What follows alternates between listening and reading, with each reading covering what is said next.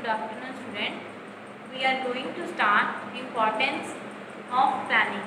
आज हम करेंगे कि प्लानिंग क्यों ज़रूरी है। Importance of planning. प्लानिंग की क्या क्या विशेषता है इसके बारे में हमने पहले बात की थी, फीचर्स ऑफ प्लानिंग के बारे में। अब हमारा नेक्स्ट टॉपिक है importance of planning.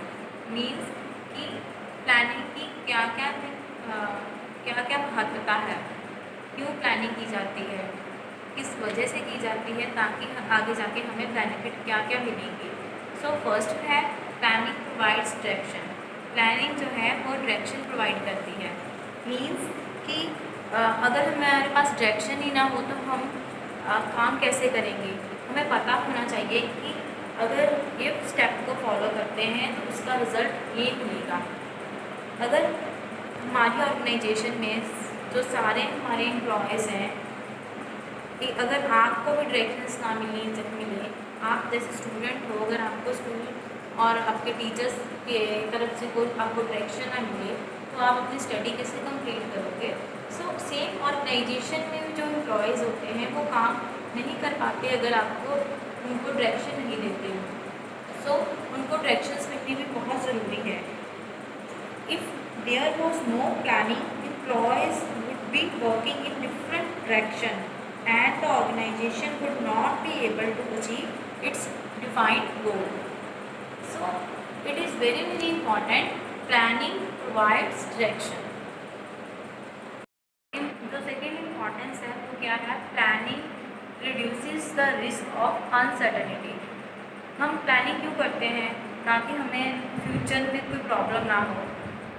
If by chance अगर फ्यूचर में क्या होता है कि बिजनेस के चलते तो आपके बिजनेस को इंटरनल या एक्सटर्नल फैक्टर इफेक्ट करते हैं। मान लीजिए कि फॉर एग्जांपल कि गवर्नमेंट ने अपना टैक्स रेट बढ़ा दिया, जब उसे कम कर दिया, गवर्नमेंट ने अपनी किसी पॉलिसी को चेंज कर लिया, या कुछ भी एक्सटर्नल फैक्टर, किसी कॉम्पिटिटर ने अपनी पॉलिसी को चेंज कर लिया और उससे आपका जो बिज़नेस है उस पर इफेक्ट पड़ रहा है। तो पहले ही जो एक अच्छा मैनेजर होता है वो पहले से ही प्लान करके रखता है कि अगर यहाँ प्रॉब्लम आए तो हम ये ऑल्टरनेटिव लगाएंगे। सो प्लानिंग क्या करता है, उस रिस्क को कवर करता है, उस रिस्क को रिड्यूस करता है। So it is very very important. Planning reduces the risk of uncertainty. Third important feature है, जो थर्ड इम्पॉर्टेंस है उसकी, प्लानिंग फैसिलिटेट्स डिसीजन मेकिंग। जो मैनेजर होता है वो पहले से, जैसे मैंने पहले बताया कि वो फ्यूचर को देख के रखता है कि अगर ये हो गया तो हम ये करेंगे, मतलब कि पहले ही ऑल्टरनेटिव कॉज ऑफ एक्शन की तैयारी हुई होती है ना। तो एक अच्छा मैनेजर क्या करता है, उसमें से एक एवेल्यूएशन स्टार्ट हो जाती है। जैसे manager has to evaluate the positive and negative aspect of each alternative and select the most feasible and profitable plan with least negative consequence. So planning जो है वो क्या करती है, डिसीजन पावर, जो आपकी डिसीजन पावर है उसको इफेक्ट करती है, उसको फैसिलिटेट करती है। सो ये भी इसकी मेन इम्पॉर्टेंस हुई। अगला प्लानिंग जो है, fourth point, reduces overlapping and wasteful activities. Planning जो है वो कोऑर्डिनेटिंग, मतलब कि एक एक्टिविटी दूसरी एक्टिविटी से क्या होती है, कोऑर्डिनेट होती है। अगर हमारा प्रोडक्शन का डिपार्टमेंट है तो वो सीधा किससे कनेक्ट होगा, वो होगा मार्केटिंग के साथ भी और एडवर्टाइजमेंट के साथ भी, सेल के साथ भी। सो एक डिपार्टमेंट दूसरे डिपार्टमेंट के साथ क्या होता है, एक दूसरे को इंटरलिंक करते हैं जैसे।